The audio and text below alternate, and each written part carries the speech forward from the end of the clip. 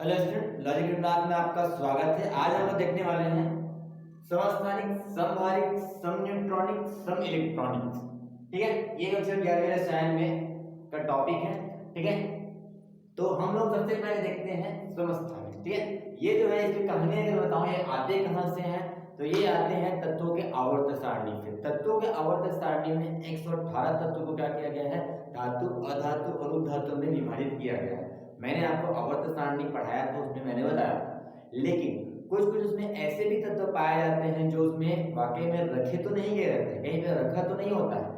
उनके कुछ कुछ क्या होते हैं, पार्ट्स होते हैं, जैसे कि ये सब पार्ट्स में आ जाते हैं। उसको और बताया जाता है कि उसमें कुछ कुछ उसी की समान गुण वाले और भी तत्व पाए जाते हैं। जैसे कि आता है अपने पास समस्थानिक, जिसको हम लोग आइसोटोप भी कहते हैं, समभारिक जिसको हम लोग आइसोबार भी कहा जाता है, और सम इलेक्ट्रॉनिक जिसको आइसोटोप भी कहते हैं, और सम इलेक्ट्रॉनिक जिसको आइसो इलेक्ट्रॉनिक भी कहते हैं। ठीक है, तो इसको लाइन बाय लाइन देखते जाते हैं और ये क्या होता है उसको हम लोग समझते हैं। तो आखिरी में आपको ये समझ में आएगा कि वाकई में मैं कहना क्या चाहता हूँ। ठीक है, तो सबसे पहले समस्थानिक में बताता हूँ, तो मैं नाम से बताने की कोशिश करूंगा क्योंकि मैं इसमें आज मैं 4 टॉपिक को डिस्कस करने वाला हूँ। 3 टॉपिक इसमें और आते हैं, उसको मैं अगले लेक्चर में आपको बता दूंगा। ठीक है, तो सबसे पहले मैं समस्थानिक स्टार्ट कर रहा हूँ। समस्थानिक को आइसोटोप कहा जाता है, जैसे कि मैंने बताया। ठीक है, तो यहाँ पे आपके पास स्थानिक वर्ड आ है, सम स्थानिक यानी समान स्थान। स्थान मतलब उसका परमाणु क्रमांक, परमाणु क्रमांक जिसको हम जेड से भी कर देते, याद कीजिए। ठीक है, तो किसी भी तत्व का जो परमाणु क्रमांक होगा उसको समान होना चाहिए, ऐसा बोल रहा है। तो यहाँ पे आपको वो 2 या 2 से अधिक तत्व हो सकते हैं। 2 तत्व भी हो सकता है, 2 से अधिक तत्व भी हो सकते हैं, जिसमें क्या हो जाएगा, जिसमें उसके परमाणु क्रमांक क्या होंगे, समान होंगे। उसके परमाणु क्रमांक क्या होंगे, समान होंगे। तो उसे क्या कहा जाता है, समस्थानिक या फिर आइसोटोप कहा जाता है। ठीक है, जैसे कि मैं इसके सही तरीके से परिभाषा बताऊं तो आप ऐसा बोल सकते हो इसको देखते हुए, 2 या 2 से अधिक तत्व जिनमें जिनमें क्या होते हैं, उसके परमाणु क्रमांक क्या होते हैं, समान होते हैं, उन तत्वों को क्या कहा जाता है, आइसोटोप या फिर समस्थानिक कहा जाता है। ठीक है, तो मैं आपको एग्जांपल बताता हूं तो ज्यादा समझ में आएगा। उसके एग्जांपल बताने से पहले मैं एक चीज आपको बताना पिछले क्लास में भूल गया था, तो मैं आपको बताता हूं। किसी भी तत्व का अगर आपको संकेत लिखना है, तत्व का संकेत, तत्व का संकेत अगर लिखना है, तत्व का संकेत लिखना, इसमें मिटा दूंगा इसके बाद। किसी भी तत्व का आपको संकेत लिखना है, आवर्त सारणी में जो तत्व होते हैं उसका संकेत लिखना है, तो उसका एक तरीका होता है। मान लो कि एक आपके पास क्या है, एक तत्व x है, और यहाँ पे नीचे में, यहाँ पे आपको लिखने का तरीका बता रहा हूँ। यहाँ पे इसके नीचे में आप लिखना इसके परमाणु क्रमांक को, और ऊपर में लिखना परमाणु भार। मैंने बताया था आपको, परमाणु क्रमांक जेड बताया था, परमाणु भार मैंने नहीं बताया था। तो परमाणु क्रमांक को नीचे में लिखा जाता है और परमाणु भार को ऊपर में लिखा जाता है। जैसे कि अगर मैं एग्जांपल बताऊं, नाइट्रोजन का जैसे एग्जांपल बताता हूं। नाइट्रोजन का परमाणु क्रमांक होता है 7 और परमाणु भार होता है 14। तो ऐसे लिखूंगा, ऐसे बोलो, ये परमाणु क्रमांक, ये परमाणु भार, नाम बता चुका हूं।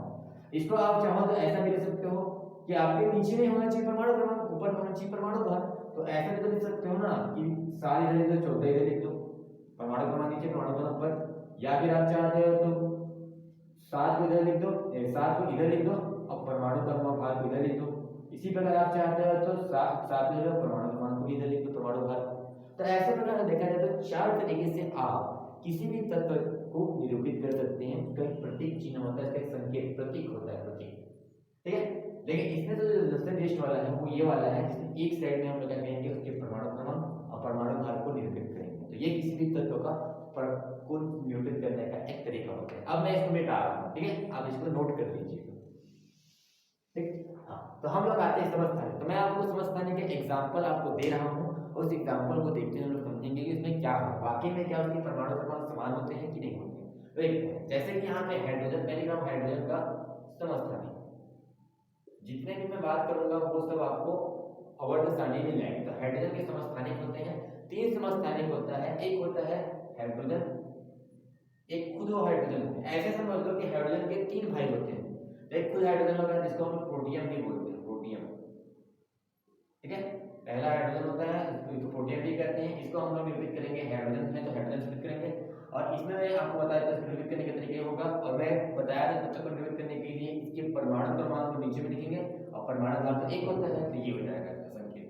ठीक है, और दूसरा जो होता है वो होता है आपका ड्यूटेरियम। जिसको हम लोग डी से रिपीट करेंगे और इसका जो संकेत होगा वो होगा एक परमाणु क्रमांक, परमाणु भार अलग हो जाएगा। यानी कि देखा जाए तो परमाणु क्रमांक समान है लेकिन परमाणु भार क्या होगा, अलग अलग होगा, ये बात याद रखिएगा, ठीक है। इसका संकेत होगा। और तीसरा जो होता है वो होता है ट्रिटियम,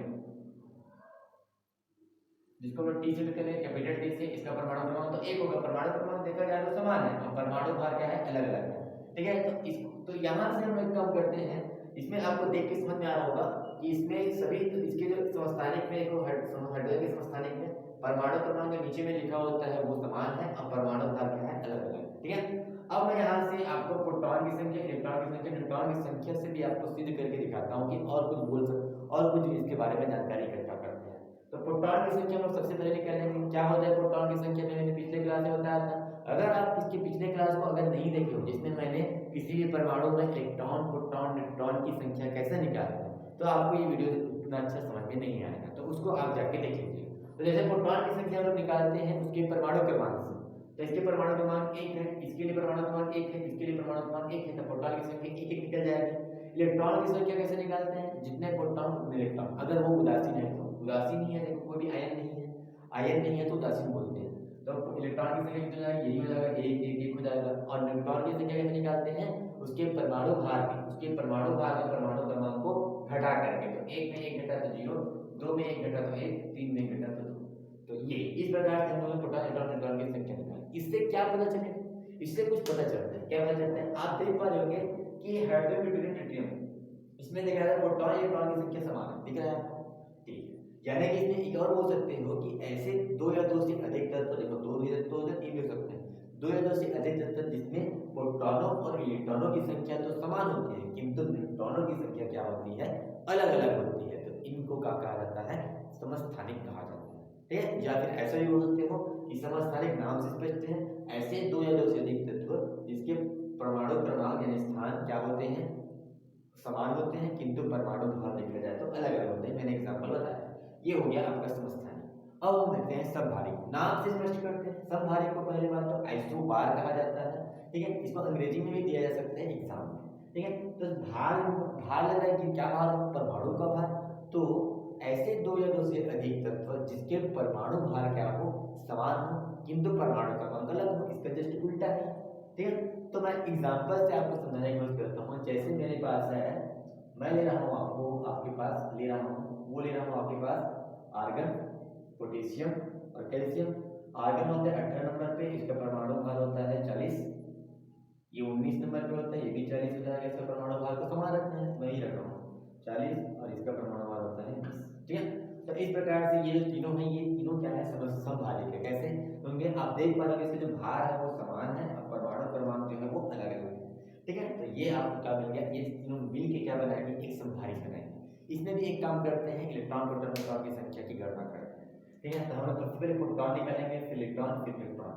प्रोटॉन कैसे निकालते हैं, परमाणु क्रमांक से, तो 18 19 20। फिर निकालेंगे इलेक्ट्रॉन, जितने प्रोटॉन उतने इलेक्ट्रॉन, 18 19 20, ठीक है। अब निकालेंगे न्यूट्रॉन की संख्या। तो न्यूट्रॉन की संख्या कैसे निकालेंगे, उसके परमाणु क्रमांक, भार में परमाणु क्रमांक को मिला के 40 में 18 गया तो आया 22, 40 में 19 दिया तो आपके पास आएगा 21, 40 में 19 दिया तो 20। तो आप देख पा रहे होंगे कि इसमें क्या होता है, इसमें तो कोई समान नहीं हुआ, यानी कि आप प्रोटॉन, इलेक्ट्रॉन, न्यूट्रॉन की संख्या बस यहाँ से निकालना सीखे हैं, उतना ज़्यादा हम लोग जानकारी नहीं है। इतना याद रखना, समभारिक दो या दो से अधिक वे तत्व होते हैं जिसमें परमाणु भार क्या होता है, समान होता है, देखो, और इसमें परमाणु क्रमांक जो होता है वो अलग अलग होता है, ठीक है। इसे क्या कहते हैं, समभारिक, ठीक है। ये एग्जांपल में इसको लिख लेना, ठीक है। अब हम आते हैं समन्यूट्रॉनिक, नाम से स्पष्ट किया जाता है। तो भाई यहाँ पे न्यूट्रॉन सम, यानी कि न्यूट्रॉनों की संख्या समान। न्यूट्रॉन कहाँ पे होते हैं, नाभिक में होते हैं, तो ठीक है। ऐसे दो या दो से अधिक तत्व। अच्छा, एक चीज मैं आपको बता देता हूँ भाई, से कुछ चीज आपको जानकारी मिलती है। कैसे मिलती है, अगर आप प्रोटॉन और न्यूट्रॉन की संख्या को जोड़ देंगे, जैसे कि 18 22 40 19 21 40 20 20 40, यानी कि प्रोटॉनों और न्यूट्रॉनों की संख्या का योग अगर करते हैं तो हमेशा बराबर निकलेगा, ठीक है। यानी कि समभारिक तत्वों में उसके प्रोटॉनों की संख्या और न्यूट्रॉनों की संख्या का योग बराबर आता है। ये बात को याद रखिए, नोट में लिख लेना, ठीक है। अब आते हैं समन्यूट्रॉनिक में। समन्यूट्रॉनिक को क्या बोलते हैं, आइसोटोन कहा जाता है, यानी इसमें न्यूट्रॉन की संख्या क्या होगी, समान होगी।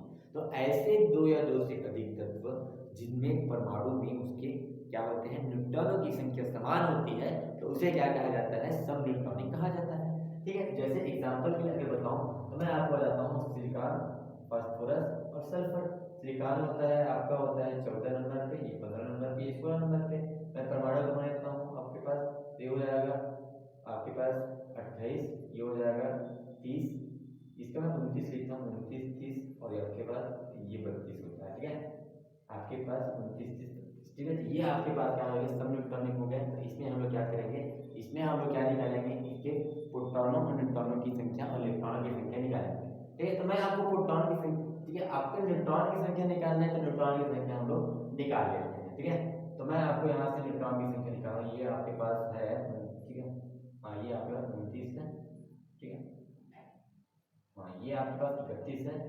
ठीक है, ये 30 है, सॉरी। ठीक है, इस प्रकार से। ठीक है, सिलिकॉन का भार 30 होता है, 31 का, फास्फोरस का 32। ठीक है, तो यहाँ से हम लोग वही प्रोटॉन न्यूट्रॉन और प्रोटॉन इलेक्ट्रॉन न्यूट्रॉन की संख्या निकालते हैं फटाफट। प्रोटॉन की संख्या कैसे निकालते हैं, परमाणु क्रमांक, तो 14 15 16। न्यूट्रॉन इलेक्ट्रॉन की संख्या कैसे निकालेंगे, जितने प्रोटॉन की संख्या उतने इलेक्ट्रॉन की संख्या, तो 14 15 और 16। अब निकालते हैं न्यूट्रॉन की संख्या, कैसे निकालते हैं, उसके परमाणु भार है, परमाणु क्रमांक को घटा के 30 में 14 गए तो 16, 31 से 15 गए तो भी आ जाएगा आपके पास 16 आ जाएगा, 32 में 16 गए तो 20 बनेगा। तो आप देख पा रहे होंगे कि न्यूट्रॉन की संख्या इसमें क्या है, समान है। यानी ऐसे दो या से अधिक तत्व जिसमें न्यूट्रॉनों की संख्या समान हो, ठीक है, बाकी का कोई दिक्कत नहीं है, बाकी अपनी न्यूट्रॉन की संख्या को समान रखनी है, वही क्या होते हैं, सम न्यूट्रॉनिक कहलाते हैं, जिसको आइसोटोन भी कहा जाता है। ठीक है, अब लास्ट टॉपिक क्या आते हैं, जो कि है सम इलेक्ट्रॉनिक। ठीक है, तो सम इलेक्ट्रॉनिक चौथे नंबर पे आ रहा है। ठीक है, सम इलेक्ट्रॉनिक नाम से स्पष्ट है, तो आइसो इलेक्ट्रॉनिक भी कहा जाता है। जैसे सम का मतलब आइसो करके आता है, आइसो आइसो आइसो। ठीक है, याद रखिए। तो इसमें ऐसे दो या दो से अधिक तत्व जिसमें इलेक्ट्रॉनों की संख्या क्या हो, समान, उसे क्या कहा जाता है, सम इलेक्ट्रॉनिक तत्व कहते हैं।